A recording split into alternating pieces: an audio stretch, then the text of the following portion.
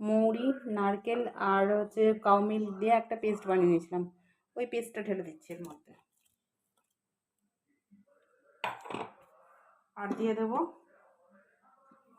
পরিমাণ মতো আটা। আমি এটা আটা দিয়ে বানাবো, ময়দা দেবো না।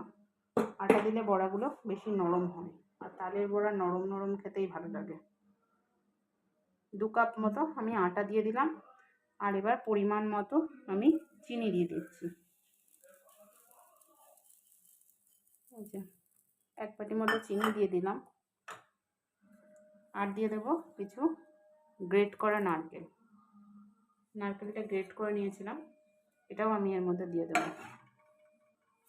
দিয়ে এবার এটাকে ভালো করে মেখে নেব।